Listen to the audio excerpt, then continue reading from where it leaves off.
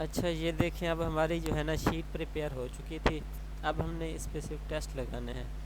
तो सबसे पहले जो हमारे ये ए वाले सेक्शन, बी वाले, सी वाले थे ना, ये 3 सेक्शन थे, तो इनके सम बना लेते हैं। मतलब सवालों के सम बनाने होते हैं। ट्रांसफॉर्म में आ जाएं, कंप्यूट वेरिएबल में आ जाएं। इसमें पहले सेक्शन के हम सवालों को जमा कर देते हैं, तो इसको सम 1 का नाम देते हैं। इसमें भी स्पेस अलाउड नहीं होगी, सम के बिल्कुल साथ 1 लिख लीजिए, ठीक है। इस पर राइट क्लिक करके इसको डिस्प्ले वेरिएबल नेम्स कर दें। ये देखें ABC नज़र आ गए हमें। तो पहले सम 1 पहले सेक्शन के हम कर देते हैं। A1 को इधर डालें, जमा A2 जमा A3। जितने सवाल होंगे आपने सारे इधर डाल देने, बीच में जमा A1 A2 A3, इन सब को अब जमा कर रहे हैं। ओके कर दें। ये आउटपुट आ जाती है, इसको नीचे कर दें। इसी तरह अब दोबारा ट्रांसफॉर्म में जाएं, कंप्यूट वेरिएबल में जाएं। अब सम 2 बना लेते हैं हम, ठीक है। दूसरे सेक्शन के सवाल ये ए वाले थे, इनको बैक कर दें। अब बी वाले सवाल डाल लेते हैं। B1 जमा B2 जमा B3, ठीक है। ये सम 2 हो जाएगा। दूसरे सेक्शन के जितने भी सवाल होंगे ये आ गया। B1 B2 B3 एग्जीक्यूट हो गया। इसको नीचे कर दें। अब नेक्स्ट के ट्रांसफॉर्म में कंप्यूट वेरिएबल में सम 3 कर लेते हैं। तीसरे सेक्शन जितने सम होंगे उतने, जमा C2 जमा C3, ठीक है। ये तीसरे सेक्शन के हो गए। चौथा सेक्शन होगा तो उसको D का नाम दे के कर लें। पांचवा होगा तो E का नाम दे के कर लें, ठीक है। अच्छा ये तीनों सेक्शन के ये सम 1 सम 2 सम 3 हो गए हैं, ठीक है। अब हम ओवरऑल का सम कर लेते हैं। क्वेश्चनर पूरे जितने भी सवाल हैं सबको जमा कर लेते हैं। वो सम ओवरऑल का नाम दे देते हैं हम उसको, सम ओवरऑल, ठीक है। तो इसमें हम सारे सवाल डाल लेते हैं। A1 जमा A2 जमा A3 जमा दूसरे सेक्शन के B1 जमा B2 जमा B3 जमा C1 जमा C2 जमा C3। जितने भी सवाल होंगे सबको जमा कर लेना। ये ओवरऑल सम बन जाएगा। इसको ओके कर दें, ठीक है। वैसे सबसे पहला काम था सम बनाने का, वो हमने कर लिया है। इसके बाद होता है रिलायबिलिटी, हम निकाल लेते हैं अपने क्वेश्चनर की। तो सबसे पहले एनालाइज में आ जाएं, स्केल में आ जाएं, रिलायबिलिटी तीसरे चैप्टर में जो रिलायबिलिटी के टेबल्स होते हैं ये वो वाले हैं। डिस्प्ले वेरिएबल नेम्स किया मैंने। पहले सेक्शन की क्वेश्चनर की रिलायबिलिटी निकाल लेता हूँ। A1 शिफ्ट प्रेस करके बैठे, A2 A3 शिफ्ट प्रेस करके बैठे, तीनों सवालों को इधर डाल दें। ये पहले सेक्शन था ना मेरा, तो इसमें अल्फ़ा की वैल्यू कैलकुलेट हो जाएगी। ये आ गई मेरी, ठीक है। तो अल्फ़ा की वैल्यू यहाँ पे 0.7 से ज़्यादा होनी चाहिए, क्योंकि सवाल कम थे तो इसलिए वैल्यूज़ कम आई है। ये 0.7 से ज़्यादा होगी तो लेवल होगा। अब सेकंड का निकाल लेते हैं,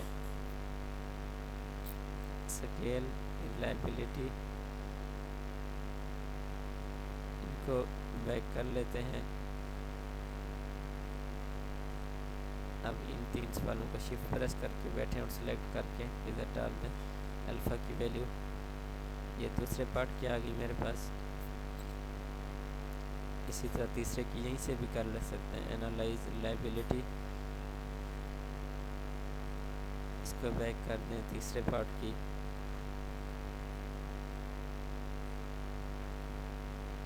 ठीक है, ये आ गया।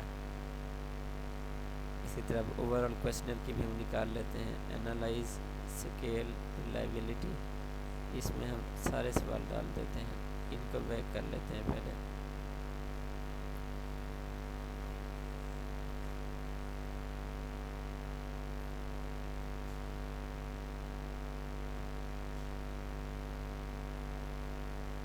ये सारे सवाल डाल लिए हमने, ठीक है, तरतीब से आ गए। इसको ओके कर दें। अच्छा ये देखिए सवाल ज़्यादा हो गए तो देखिए ये वैल्यू बढ़ रही है। तो इसी तरह आप लोगों के सवाल ज़्यादा होंगे तो 0.7 से ज़्यादा आ जाएगी। हमने रिलायबिलिटी के लगा लिया टेस्ट। अब हम दो चीज़ें करते होते हैं, डिस्क्रिप्टिव और कंपेयर में। सबसे पहले डिस्क्रिप्टिव में फ्रीक्वेंसीज़ में आ जाएं और स्टैटिस्टिक में जाएं, मीन और स्टैंडर्ड डेविएशन को टिक करके कंटिन्यू कर दें। अच्छा, इस पे राइट क्लिक करके डिस्प्ले वेरिएबल नेम्स किया हमने। अच्छा, फ्रीक्वेंसीज हमें हर चीज़ की चाहिए होती है। जेंडर से सिलेक्ट करें और शिफ्ट प्रेस करके नीचे वाले एरो से ये सारे सिलेक्ट करने, सम को सिलेक्ट नहीं करना। इन सब को इधर डाल देते हैं और ओके कर दें।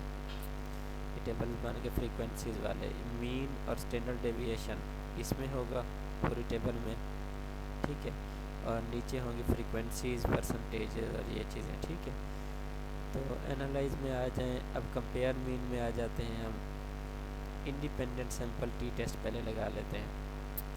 अच्छा, इंडिपेंडेंट सैंपल टी टेस्ट उन डेमोग्राफिक पे लगेगा जिनके ऑप्शन 2 होंगे, जैसे जेंडर है इसका मेल और फीमेल।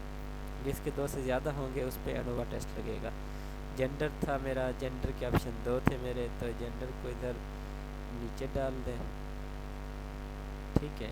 और इसको पहले सम 1 पे हम लगा लेते हैं। पहले सम 1 की बारी इस पे सारे टेस्ट लगा लेंगे। अच्छा, जेंडर डाल दिया, इसको डिफाइन ग्रुप्स करें, इसको ऊपर वाले को 1, नीचे वाले को 2 करके कंटिन्यू और ओके। ये सम 1 पे हमने पहले सेक्शन पे हमने मेल और फीमेल का ये कंपैरिजन दिखा दिया, टी टेस्ट लगा दिया। एनालाइज में आ जाएं। इसके अलावा मेरे पास और कोई नहीं है जिस पे इंडिपेंडेंट सैंपल टी टेस्ट लग गई है, जिसके 2 ऑप्शन हों, तो मैं बाकियों पे जो है ना एनोवा लगा लेता हूँ। ऊपर सम 2 डाल दें, ठीक है। और नीचे अब देखें, ऊपर सम 1 डाल दिया। अभी सम 1 की हम चीज़ें काट रहे हैं। जेंडर हो गया था, जॉब नीचे डाल दें और इसको ओके कर दें। इस पे एनोवा लग गया। एनालाइज में आ जाएं। Compare mean, one way ANOVA, some 1 यहीं पे रहेगा। अब हमने जॉब पे लगा लिया है। एज ऑफ रेस्पोंडेंट पे लगा लेते हैं एनोवा, इस पे भी लग गया। हमने सम 1 पे लगा लिया है। अब हम सम 2 पे लगा लेते हैं। Compare mean independent sample T test, इसको बैक कर दें। सम 1 की बारी ख़त्म, सम 2 को ले आए। अब जेंडर पे था तो जेंडर पे लगाना है हमने टी टेस्ट। इसको डिफाइन वेरिएबल 1 2 हो गया, ओके कर दें। ये सम 2 पे हमने जेंडर का लगा लिया। अच्छा, ये जो टेबल्स होते हैं इनकी डिस्क्रिप्शन ये टी टेस्ट से ऊपर यहाँ लिखी होती है। ये जेंडर था और ये सम 2 था। जेंडर और सम 2 पे ये नीचे वाली टेबल्स हैं, ठीक है। एनालाइज में आ जाएं। कंपेयर मीन में आ जाएं। अब बाकियों पे वन वे एनोवा लगा लेते हैं। किसी के 2 ऑप्शन नहीं है अब, तो तरतीब से लगाते हैं। पहले जॉब पे, फिर एनालाइज में आ जाएं। कंपेयर मीन में आ जाएं, वन वे एनोवा में आ जाएं। जॉब को पीछे करें और एज पे, और यहाँ पे सम 2 करना है हमने, सम 1 नहीं करना, ठीक है। सम 2 करके इसको ओके कर देते हैं। ये ऊपर वाली टेबल पे भी सम 2 करना था हमने, ये गलत किया। ये सम 2 जेंडर था, तो ये वन वे एनोवा भी सम 2 पे, सम 1 पे लगाया हमने, ये सम 2 पे लगाना है, ठीक है। अच्छा, सम 2 के अब तीनों हो गए। अब सम 3 पे आ जाते हैं। Compare mean independent sample T test, some 3, gender रहेगा ये, कंटिन्यू ओके। जेंडर सम 3 पे हमने लगा लिया। एनालाइज में आ जाए। Compare mean, one way ANOVA, यहाँ पे सम 2 को बैक करके सम 3 डाल दें। अच्छा, एज बाद में आता है, पहले हम लगा लेते हैं जॉब पे। सम 3 जॉब पे हम एनोवा लगा रहे हैं, ठीक हो गया। एनालाइज में आ जाएं। कंपेयर मीन में आ जाएं। वन वे एनोवा आ जाएं। अब सम 3 पे हम एज को लगा रहे हैं, तरतीब से लगाया है। पहले के 2 ऑप्शन थे, उस पर टी टेस्ट इसके 3 थे, इसके ज़्यादा थे, तो इन पे 2 से ज़्यादा वालों पे एनोवा, इसको इधर डाल के ओके कर दें, ठीक है। अच्छा, ये सम 1 सम 2 सम 3 हो गया। अब ओवरऑल सम पे ये सारे टेस्ट लगा लेते हैं। Compare mean independent sample T test, some 3 को बैक करके ओवरऑल सम को ले आते हैं। अब इस पे भी जेंडर के 2 ऑप्शन है, टी टेस्ट इस पे लगा लिया।